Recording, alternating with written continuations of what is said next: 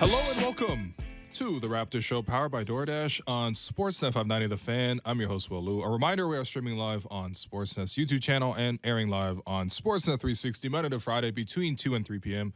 People watching, hello. I'm joined in the first segment by Vivek Jacob of Raptors.com. Vivek, how you doing? I'm doing good, man. Starting the show off with some Snoop and Pharrell. I like it. Yeah, that's right. That's right.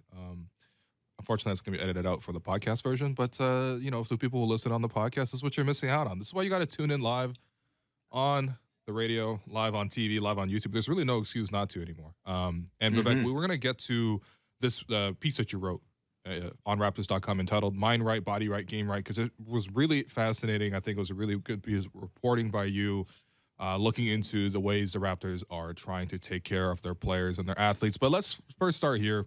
We got some news and notes. So the Raptors obviously continue their 6-game road trip tonight in San Antonio. They've headed out west, and from Kayla Gray, Fred VanVleet says that he will play tonight versus San Antonio, and he says that he is feeling good. This is obviously just a huge sign of encouragement. The Raptors went through practice yesterday. Fred was a full participant. He had been out for a few weeks, really, with that knee issue that was kind of bothering him and lingering. So my question to you is this, Vivek. Let's say if I had to put $100 on this, and I would ask you, do you think Are we trying to find someone to defend LeBron? No, relax, man. Come on, what are you doing? What are we doing? We're trying to change the vibes. We're trying to be positive. Raptors gonna win tonight. I feel it. But if I had to bet you $100, would you bet that Fred VanVleet will make as many or more than the rest of the teams in terms of 3-point total tonight if he plays? You know what? I would not take that bet because I feel like really? Gary is about to. I feel like Gary's about to snap out of it. Okay. I feel it coming.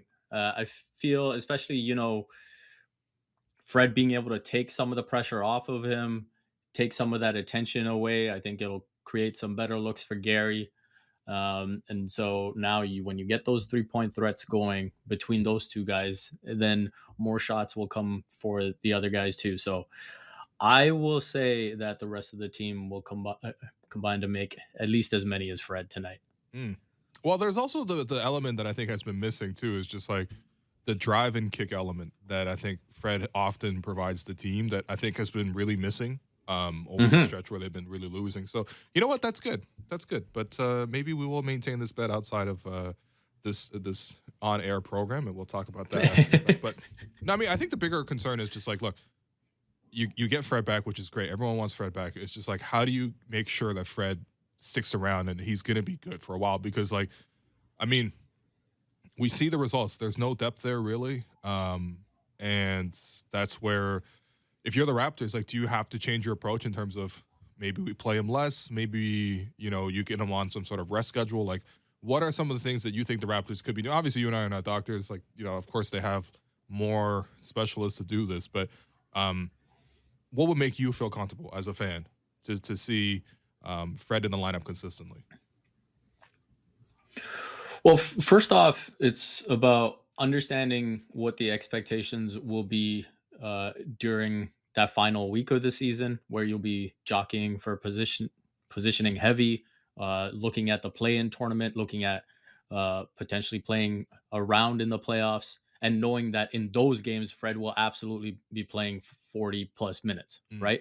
And so if that is the expectation, then I think right now you do need to manage a little bit. And so what does that mean? We've seen Scotty Barnes run point a little bit. We've seen Pascal Siakam handle the ball plenty. And so I think I would lean more towards them. If Malachi Flynn can make it back sooner rather than later and can continue the form he's shown, that I think offers the biggest window in terms of getting Fred's minutes down to, that 34 to 36 minute range where I would feel a lot more comfortable. And so that's not, a huge decrease from the 38 that he's playing, but I think that's enough where it's manageable and you're not causing him to, just disintegrate his body the way he has over the course of the season already. Yeah, I think those are reasonable, and I think that the team should probably look to do this. Look, there's not that many games left in the season, but you definitely need Fred to be available as possible for as many games as possible. And I think I think the other question I really wanted to ask you was: is there a concern for you, maybe in terms of just like the way Fred plays, or in terms of his play style, where because of his size and because of the way he commits to defense, and he obviously takes a lot of contact, like is there a worry for you that he may not be one of those players that can consistently play like, I don't know, 75 plus games for you in a season? I think to me that comes down to the front office just recognizing his mindset, Okay. because I think you have to recognize the reality that the way he plays, that is just who he is on the basketball court. There's nothing that's going to change that. In that sense, he's very similar to Kyle Lowry. Mm, And so I think you have to look at Fred VanVleet and protect him from himself. okay. If you ask Fred VanVleet before a game, hey, can you give us something? Can you give it? He'll say, yeah, I'll give you what I got. And before you know it, he's playing 40 minutes, right? Yeah. And so that's where I think you have to be proactive in protecting him and recognizing, hey, if you look back on this season, were there moments before getting to this point where he absolutely had to sit out where you could have managed the situation better? Yeah. Were there nights where, sure, maybe he was saying he could go, but realistically, when you're seeing him limp out there on the court, it's not the greatest look. And so I think those are the things as an organization you have to look at and just manage going forward and say, hey, Fred Van Vliet's compete level is elite, and we want that level to be on display every time he's out there. So if we have to, just temper expectations a little bit on how often he plays and how many minutes he plays, then that's something that we have to manage when we can't just look to Fred to do it. Right. And that's something the front office, in terms of like thinking forward in future seasons, like you just got to make sure you do have that reliable depth. I mean, like this year, for example, they don't even have a reliable third guard, which has been talked about ad nauseum on this program. I don't really want to get into it now, but you need to make sure that that backup is available, because you look at it like last season. Let's just throw out last season because obviously he missed a lot of time in April onward, but there was also some tanking going on. So it's hard to say how much of those injuries were like him being actually hurt or him missing time because the front office wanted to get Scotty Barnes, which obviously was the right idea. But like you look back at the season before that, the bubble season, right? He missed two chunks of the season in January, in December as well. It's typically in sort of 2 week periods, but he'll miss some time. He missed some time in March of that year as well. You look at the year before that, in the championship season. I mean, he missed a bit at the start of the year. He missed about a month in the middle of the season as well. And so I don't think Fred is like not a well conditioned athlete. I think absolutely he is. I think it's just like his play style with the commitment that he puts towards the defensive end, which how much he creates for the team. He always is one of the team leaders in terms of drives per game. Like just at that size, he's just going to take a lot of punishment. And, that's where you just need to construct the roster to have a little bit more depth. And of course, right now it's also unfortunate because I guess the depth would be Malachi, but Malachi is also hurt. Hopefully, we get to see him back on the court as well because he was having a breakout time. So for the game tonight, Pop has a real chance of history right here. So he's already tied Don Nelson in terms of the Hmm. all-time wins record at 1,335 wins. Greg Popovich has the chance to take sole possession of that record tonight against the Raptors, which I think will be lots of motivation for San Antonio to play well and try to get this record for him at home. It will be a really cool moment for Pop whenever he gets it. But my question to you is Pop the greatest coach of all time, NBA wise? I mean, it's hard to go against Phil Jackson and everything that he's accomplished. Yep. I think, especially when you look at the three peats that he's got in his bag, uh, to do that not once, not twice, but then with the Lakers too. Hmm. So between those two, I think the accomplishments just stand out. Obviously, he's had the talent to do it as well. But yeah, I would probably, in terms of the coaches I've seen, probably Phil Jackson put at the top of the list. Obviously, it's not like I ever got to see Red Auerbach coach or, No, we got to ask Bill Alex Russell. about that So one. yeah, exactly. We'll leave that to Alex.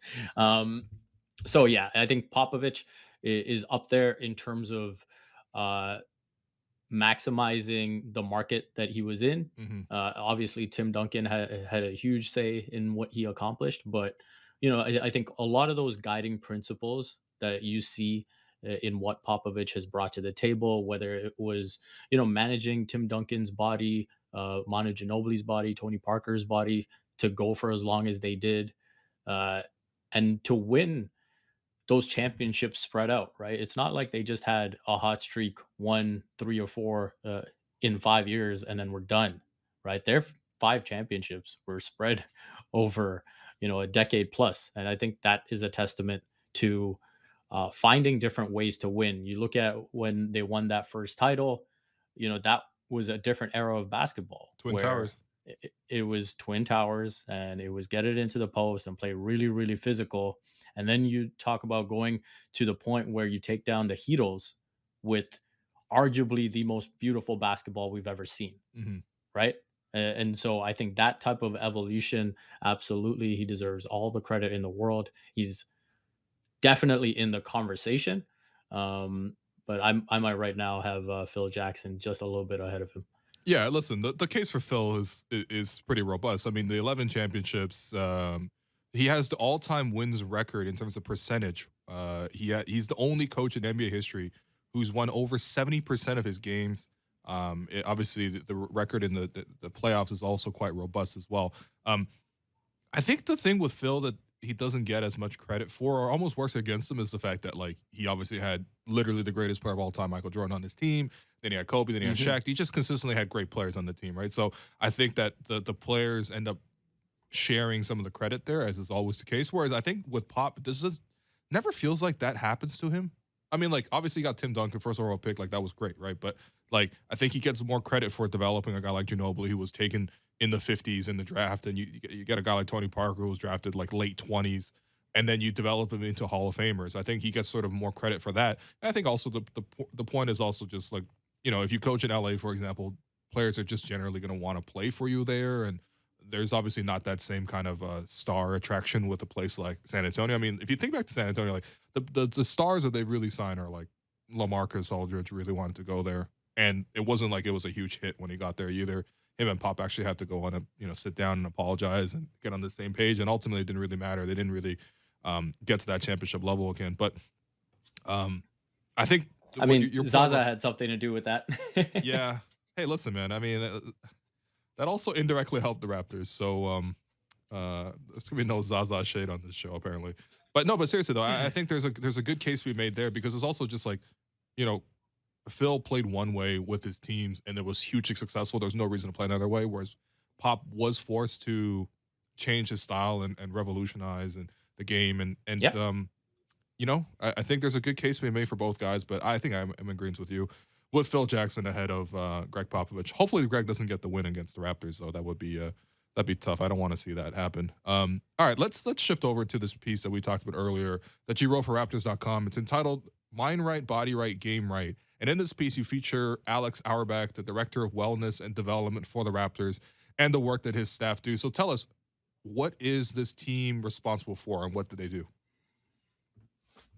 This team is essentially responsible for making sure that the players, the coaching staff, all the staff involved with the Raptors have all the resources they need to get through the rigors of an NBA season, whether it's managing their downtime, any uh, mental concerns that they may have, whether it's managing family obligations, all of that, uh, and just setting goals that they have throughout the season, and then also physically, making sure that they have everything that they need. Obviously, they have the access to the medical team, but that openness and communication and maintaining that, encouraging that, all of that transpires through them, and so really it's just making sure that they have all the resources in place to get through the season.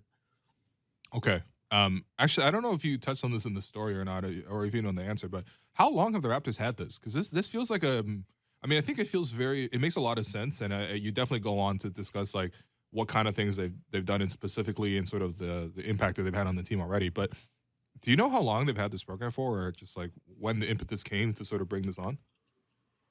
So ironically, Alex Auerbach stepped into the role in March of 2020.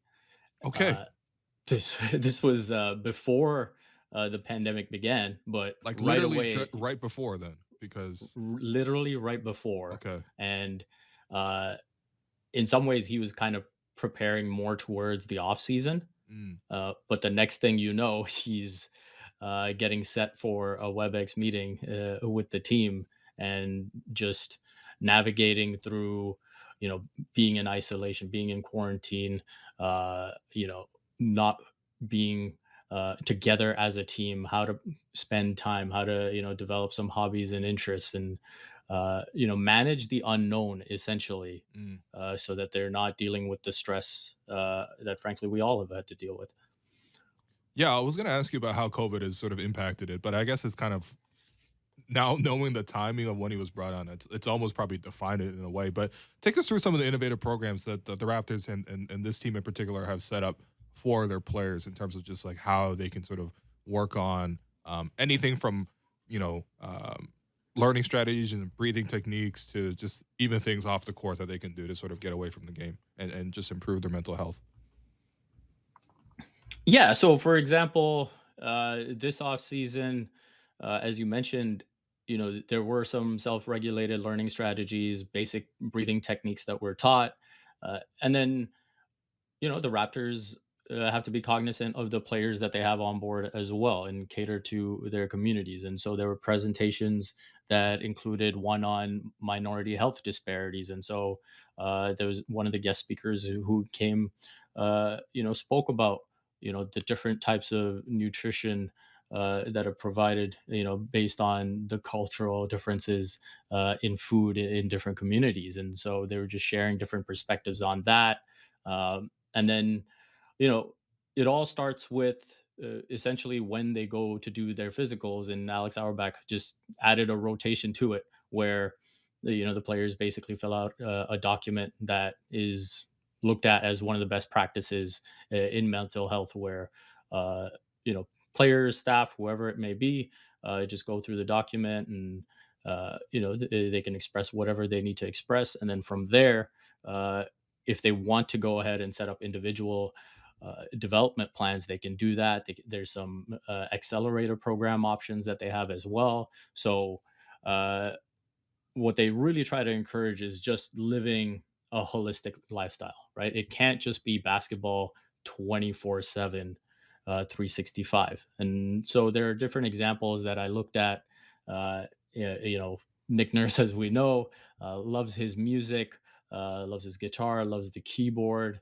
And so I delved into a little bit of that and how he just keeps his mind fresh and how that gives him the creativity he needs to do the job he does. And one of the things that I found really interesting, because I could relate to it as well, was when I was talking to Alex about Pascal Siakam, really uh, getting lost in the AFCON, the Africa Cup of Nations, Mhm. and uh, really getting absorbed by that tournament and everything Cameroon did in that tournament and getting to the semifinals. Obviously, they were the hosts as well. Right. And Alex was saying that, yeah, this is really valuable because, people underestimate the value of just like short rest periods for your Mm. mind, for your soul, where, you always think that, oh, you need a week off or you need whatever it is to be off. But, just those short gaps, even if it's a couple hours that you spend with friends, with family, or in Pascal Siakam's case, think about the fact that, when he's here, like this is a long time that he's kind of disconnected from his home in Cameroon. And so watching this team play in a home environment and being in sort of an environment that he would have been in as a child cheering for his team, that maintains that connectedness, Yeah. right? And so I think about myself when I wake up at 3-4 in the morning to watch India play cricket, and on some level, it does maintain That's what that keeps you going. connectedness Yeah. to the life that I had before I came here, Yeah. right? That's true. And so that was something that I'd never thought of before until Alex kind of pointed it out. And so I thought that was really neat. And then the other part of it that really stood out was how important it is for these athletes to maintain their physical health, to have their mental well-being. Mm. And when they feel that their body is right, that's when everything else can kind of click into place where they feel good about everything. When you're injured, you don't have the routine that you usually do in terms of practicing or playing in the games or all the things that you're accustomed to, and then so that uncertainty is something that really bothers athletes, and so how much that impacts their mental well-being was another thing that really stood out to me. Yeah, and I mean, look, there's so many great things you touched on there. I think, speaking to the last part, like it's just uh, these players, they're such creatures of habit. Like, they build these routines to become successful, and every single player has a pregame routine. Especially vets in the league end up having like really specific pregame routines. I remember like JJ Redick was talking about how like towards the end, every single pregame meal he would eat at the exact same time, and he would always eat chicken and pasta every single time. Like, so like these that's what works for these guys. I think they need to get their bodies and their minds like fully ready to perform at a peak, level for about 3 hours, right? And they have to be able to summon that. And there's so many things that go into that. And I'm really happy to hear that the Raptors have this team. It just makes sense. Like, look, I mean, as you would expect with any sort of professional sports franchise, especially at the highest level, like you have essentially healthcare for every other part. Whether that's anything physical, right? You expect them to have access to the best healthcare in terms of the hospitals and the doctors and the equipment and everything like that. You have obviously doctors on staff and traveling with the team, and this just makes sense too to take care of the mental part as well. And I think as you mentioned, the grind culture of sports is just like I mean, look, I think it's important to remind them to live holistically because they don't live like almost anybody else on earth. These Hmm. athletes, right? Like if you think about um, you need to remind them that you need to live well and live holistically because for these guys, you have a very limited earning window. You're there's literally millions of dollars on the line, sometimes hundreds of $1 million on the line, and you have to continuously perform over and over again to achieve that. You don't know when things like injuries or anything else, or like COVID, for example, might sideline you, and that's the pressure these guys are on every single day, right? So it must be just incredibly difficult to manage the mental health aspect of it. And as you mentioned though, like that's why it's even more important to remind these guys to find ways to take time away. Like you have a passage in there about how sometimes Nick will get to his office in the gym at 8:30 a.m. and Pascal and Fred have already beat them there because they're the leaders of the team. They come in to get their work done early. They're setting a tone for the rest of the guys, right? But I guess the other question to me is like, is that always healthy? Because we always celebrate like, oh, okay, Jimmy Butler got to the gym at 3 a.m. and all this other stuff. But is that healthy? Is that the right approach? And to be honest, if you're not feeling right, is that something that you have to change at certain times to sort of really talk about? Because I think burnout is something that isn't talked about enough in sports. Because I think Hmm. probably fans don't want to hear it, but these people are human and like they work under extremely strenuous situations. Like burnout has to be very real, and managing that has to be a big part of what this team does. Yeah, absolutely. And I think the big thing there in terms of, Fred and Pascal being the first ones at practice and getting shots up and getting ready. Uh, One, I think, with Fred, it might be a little different because his kids might be waking him up at 6 in the morning. And so by 8:30, he's probably ready to No, be at the gym. he's screaming, "Now get me to the gym, man." Yeah, exactly. But, I think with Pascal, there is that juggling of, hey, it takes this level of commitment to get to where you want to be, Hmm.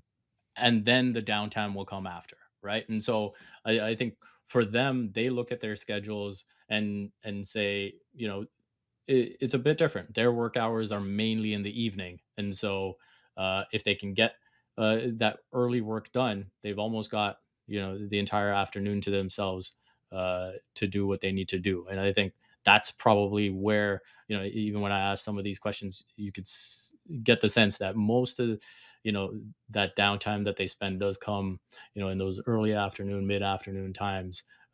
Even if it's getting a nap before the game, that type of Hmm. thing. Yeah. So I think it's just their schedules are different, and so we might look at early morning and saying, "Wow, these guys are starting really early," but I think it's more just recognizing when their downtime usually comes, and so working around that. Yeah. And I thought you also have a great quote here from Alex Auerbach, who said that to you that quote, it's just not possible for a human to attend to one thing 24 hours a day, 7 days a week, nor is it realistic or functional. there are other things, these other games to watch or people to cheer for. It brings a sense of community and connectedness to something bigger than yourself, and I think that that's something for the athletes. Like they're always in bubbles as well. They have very few people to like actually share these experiences with, and it's just, it's very important. I think it's just like as much as these athletes are very hard working and they're all committed, I have no real concerns about anybody's work ethic on that team. I'm sure they work harder than 99% of the population, but um, you just have to maintain that balance. And I think you did a great job of highlighting the efforts that the team is making here. And again, you can read this story on Raptors.com. Mind right, body right, game right. Vivek, I think you did a great bit of reporting here. And yeah, unfortunately, we ran out of time to discuss your beloved United team. Did you just maybe we have a quick 30 seconds in terms of your thoughts on United versus City and also the upcoming oh, my producer who's Portuguese says it must have been all Ronaldo's fault. So just please go ahead and detail United's performance against City. Well, Will, first of all, thank you for the kind words about the piece. I appreciate that a lot coming from you. And yeah, as far as United's concerned, I mean, the team is what the team is. They're clearly levels below Manchester City, Liverpool, probably a level below Chelsea as well. And it starts at the top. Well, I can't imagine that the Glazers have winning at the highest level as their priority anytime soon. It hasn't been the case since they've been on board, and so this is just the way it's going to be. How you feeling about the second half of Europa? I mean, it's 1-1, man. You Come guys on, could do it. man. I mean, it's 1-1. It's 1-1. Yeah, you United feeling are good. still alive. No, I mean, I think it'll be all right. It's 1-1. Away is a decent result. Just got to take care of business at home. Hopefully, they can get that done and move on to the next round. I mean, if you would have told me before the Champions League started that they would make it to the quarterfinals, I would have taken that anyway. So yeah, if they can get that done, great. If not, you know, Atletico's had a really good history in the competition, and so Yeah. I would not be surprised if it ends up that way. All right, Vivek. Appreciate you as always. And we'll have you back on next week, same time. All right. Thanks a lot, Will. All right, that's a good spot for us to take a break. I'm your host, Willu. You've been listening to The Raptors Show, powered by DoorDash on Sportsnet 590, The Fan.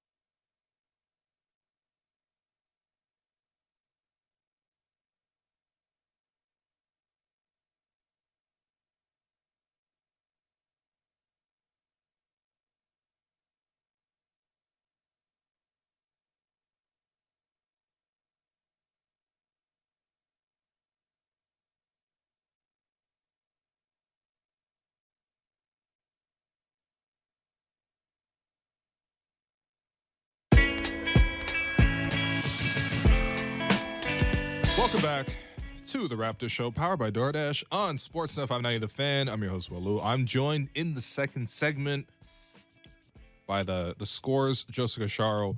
Most importantly, I should really say the Score FC's captain, Joseph Cacharo. What's going on, man? What's going on? Captain, what's going on? I gotta say, man, what national network radio show is playing in guests with Snoop Dogg's Vato? That's why you guys are one of one. I can't even take any credit for this, man. This is all Alex. And yeah, listen, that's all Alex will get credit for, actually, especially on this topic of soccer. Hopefully, he's not going to be in net come Friday. Yeah. No, he's back. He's back to the G League. No, he needs to be not even the G League, actually. He just needs to be like on the sideline, like as a coach, come through. Like maybe he'll come through just to support the team, come through as a fan. We'd appreciate it. Yeah. All right. Well, listen, obviously I want to talk Raptors with you, but the Raptors right now have not played well. We've kind of also talked about sort of what's not going well with the team, how can they get better, everything like that. So I think probably just take a break right here and really just go into the rest of the conference and look at the rest of the East and sort of just look at how other teams are performing. And I think really the biggest question in the East, to me, even though it's not as much of a question in terms of like whether they'll factor into the championship, is just like what's going on with Brooklyn. Like, will they ever get serious? Like, obviously, Ben Simmons is still out. He's maybe injured, maybe not injured. He hasn't really played in the little times where we've seen like 30-second snippets of him at practice. He's like missing like 5-foot jumpers. So very much looks like game situation Ben Simmons. Listen, bro. I was at every single game between the Raptors and the Sixers in that Philly series, 7 games in Toronto and Philadelphia. Was there early and often for warmups, and watching Ben Simmons warm up is genuinely like he needs like 4 rebounders. I'm just gonna say like 1 for each direction.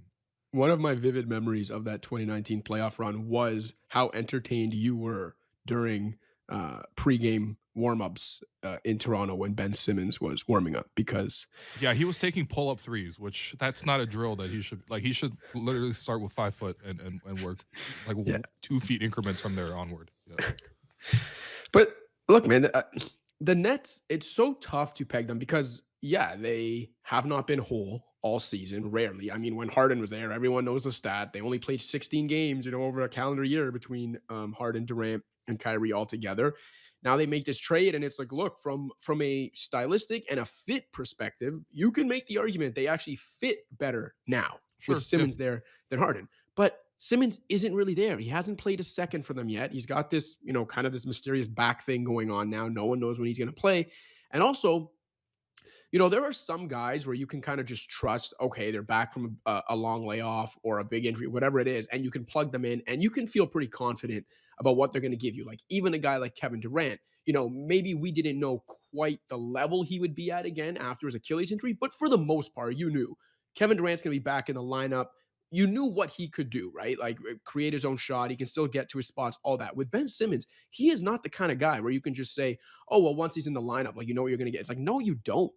The guy, say he comes back in March. That'll be 10 months since that missed or passed up layup heard around the world in Game 7 against Atlanta. And this is very much a guy where you don't know what you're getting from him night to night, let alone when he's been off for 10 months. So, yeah, sure. If all 3 guys are there, they're definitely a title contender. But we don't know when Ben Simmons is coming back. We have no idea what he'll look like when he is back. Kyrie Irving, even though the public vaccination mandates were lifted actually as of Monday in New York State, they're now in a similar spot with that as Ontario. The private sector rules still exist there, and the rules that keep Kyrie out of home games still exist there. Right. And this is a team that 10 of their final 16 games are at home, which usually would be, a blessing, but in their case is a curse because that means Kyrie can't play in 10 of 16. And the 6 road games they play, where he could play, 3 of those are at Philly, at Memphis, at Miami. So that is an extremely daunting schedule. You take all that into consideration, and even as great as KD is, and actually as well as they played with KD in the lineup without either of Harden or Kyrie this year, that's still a pretty mediocre team having to face that daunting schedule. And if you're even thinking about them like getting into the playoffs proper and avoiding the play-in, they'd have to make up 5.5 games on Cleveland. It's not happening. It's not happening. It's not happening. So they're going to have to go through the play-in route. And if you look at that schedule, I know, you can look at them in 8th. They're 2 games back of the Raptors and look at it as like, okay, maybe they leapfrog the Raptors to host the first play-in game. I'd look at it the opposite way. They got to be, based on everything we just said, they got to be more worried about like the ninth and the 10th place team behind them, who I think are only 1 or 2 games back of them right now.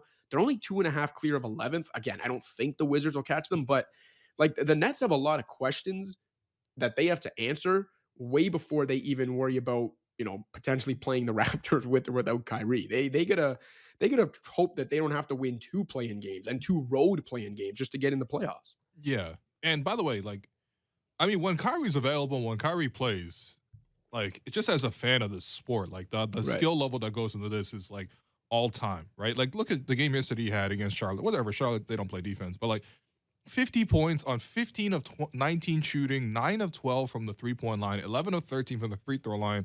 The stats were all over the internet yesterday. That's the most efficient 50-point game ever. That surpassed, I think, Fred, who had the record at 101 true shooting percentage. His true shooting last night, Kyrie, was like 101. It's outrageous the kind of stuff that he have. And I think that, as Raptor fans, obviously the last couple of games here has really cemented the fact that the Raptors probably won't get up to 6 and avoid the play-in scenario altogether, right? So I guess the concern is, what you get into that one-game playoff with Brooklyn. That's very scary. As like an outcome for the entire season, you end up in a situation where you have to play KD and maybe not Kyrie. And the thing why I say maybe is because, look, if the Nets were playing better, there's an actual scenario where Kyrie could technically play in that play-in tournament. So the play-in is scheduled between April 12th to 15th, right? Currently, right now, the Canadian government, the rules are for unvaccinated travelers coming into the country, they must quarantine for 14 days.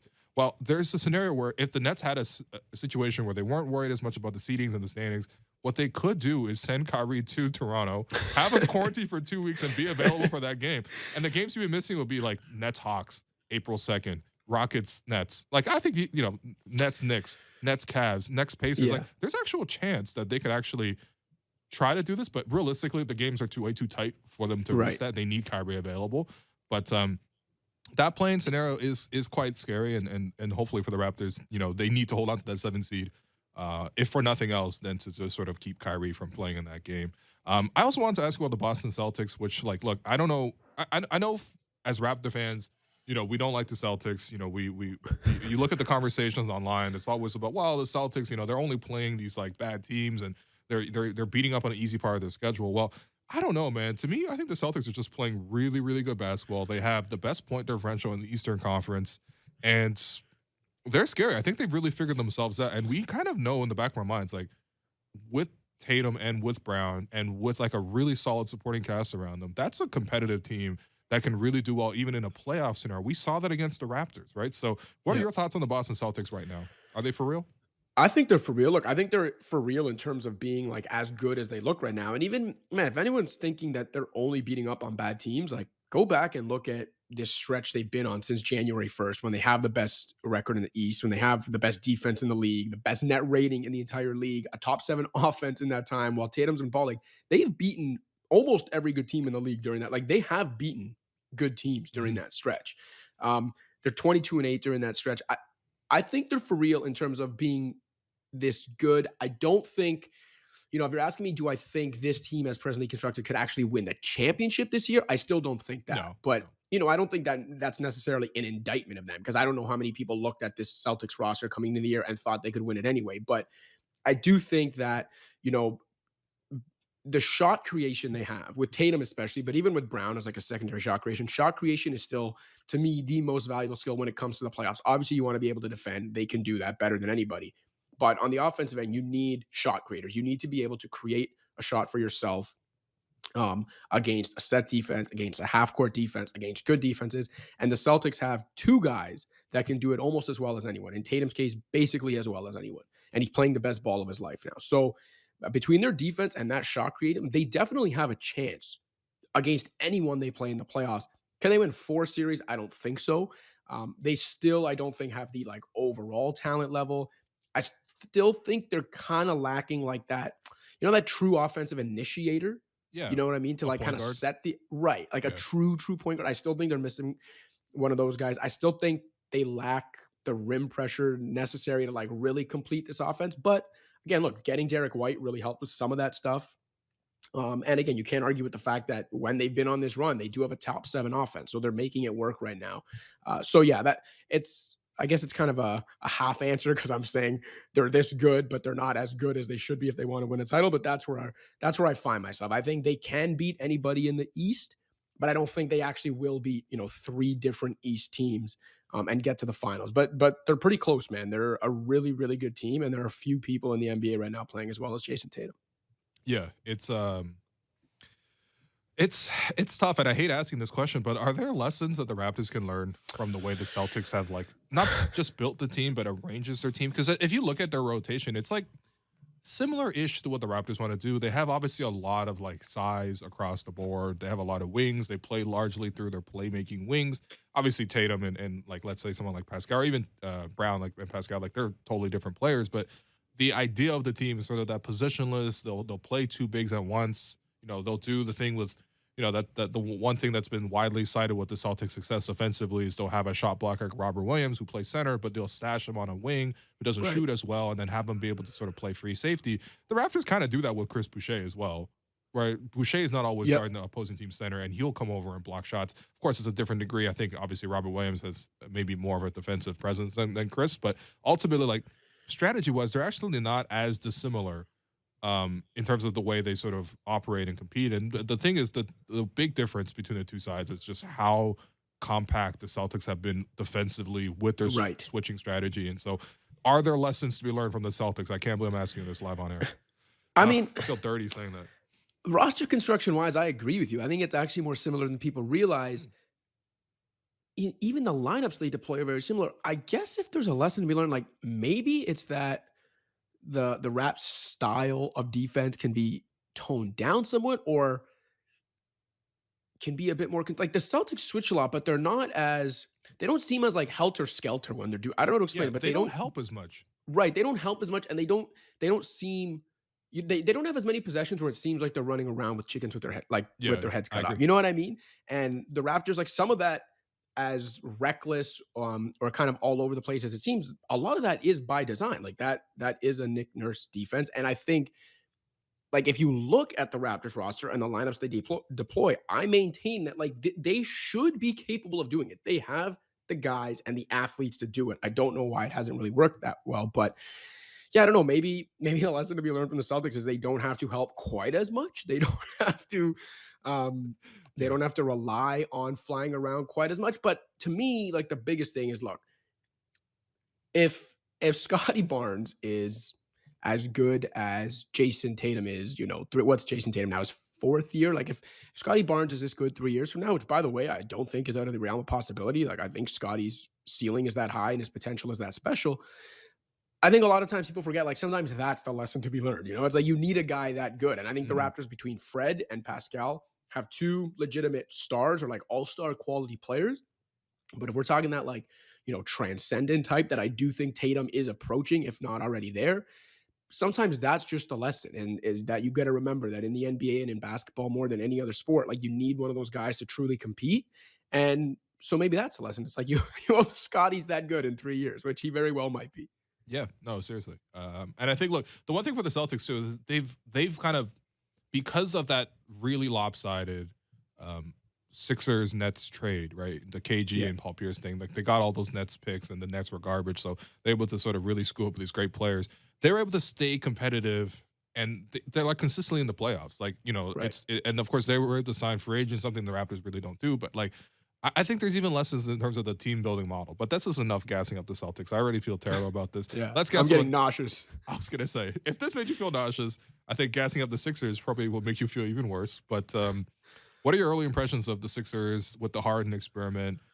It seems to not only has it worked immediately. Of course, this is also coming at an easier point in the schedule. Let's be real, but also at the same time, like these guys seem to have really clicked. I think Harden's really embraced this opportunity, and it's also bringing about like this incredible emergence from Tyrese Maxey, who was already a really good player, who was already having a good season, but of late, it's just like, wow, okay, so all of a sudden they have three guys who can do this. Yeah. I've been so impressed with Maxi because I wrote about this last week too, but like, It's one thing for a player to improve the way he did this year and to have the ball in his hands and more opportunity, which he did with Simmons Mhm. out of the picture to kind of run the offense. And it's one thing to improve like that. But the thing I've been really impressed with Maxi is that then Harden shows up, like one of the most ball dominant players in NBA history shows up.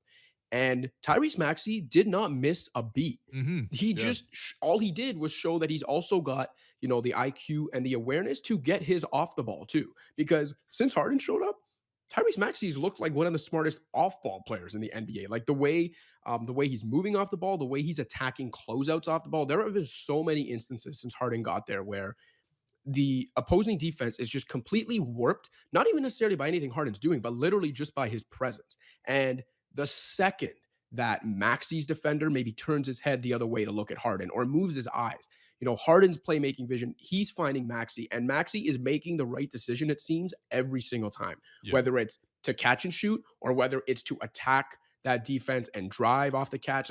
I've just been so impressed with his awareness and his overall offensive play. And yeah, right now he does look like a fine third star. Like if Embiid and Harden are going to play this well, and there's really not any reason to believe they won't, Maxey doesn't have to be, a superstar in that third role. He just needs to be what he is now. And I think he's capable of doing that. In terms of the Sixers as a whole, I mean, they're awesome, man. Like, how do you stop a team with James Harden and Joel Embiid? And Yeah. like seriously, like Ugh. you want to send a second guy to Joel Embiid? Okay, so you're gonna give one of the best playmakers we've ever seen, James Harden, a 4-on-3 advantage every time with the ball in his hands? Good luck with that. The Sixers will just like feast on open shots all night. Mhm. You want to try to play either one of them straight up?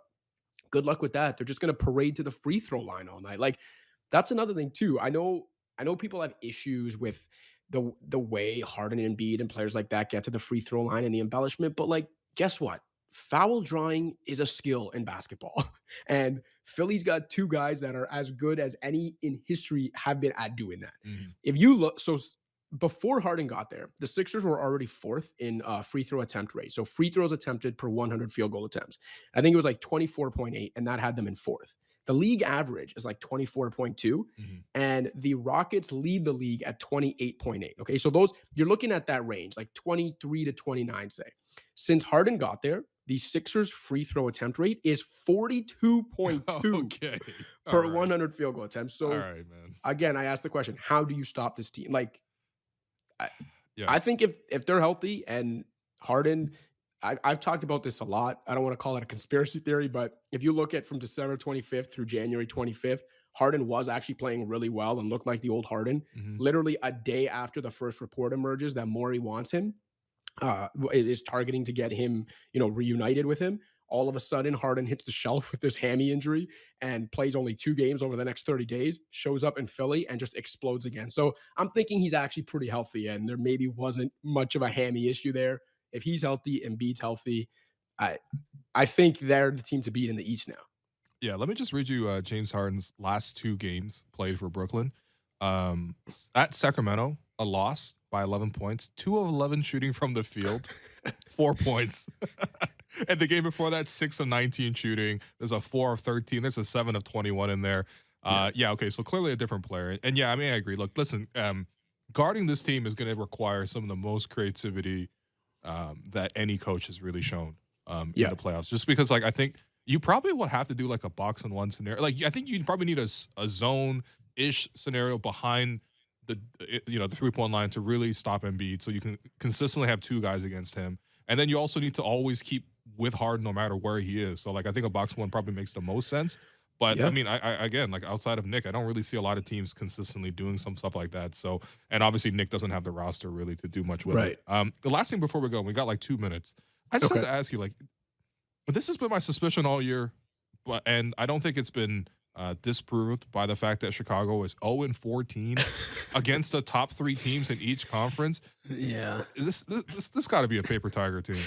Yeah. Look, I think here's the thing. I think the Bulls are a good team. Okay. There's no And doubt about that. They're a good right? team. I Yeah. do think they're a good team. I think they're actually, decently built. And I do think, and I've written about this year too, if you watch the way DeMar's game has evolved, I actually think if you're looking at him individually, there are reasons to believe his game is much more playoff proof than it was in the past. So I don't want to Hard like not to harp be, too much though. on. Fair enough. Very fair. But I think the thing people forget sometimes, like, you can be a good team and still not be good enough, you know? Yes, of course, of So course. the Bulls very much, I think, are the high 40s, maybe even low 50s team that they've looked like all season. It's just that they're not as good as Philly. They're not as good as a healthy Brooklyn, even.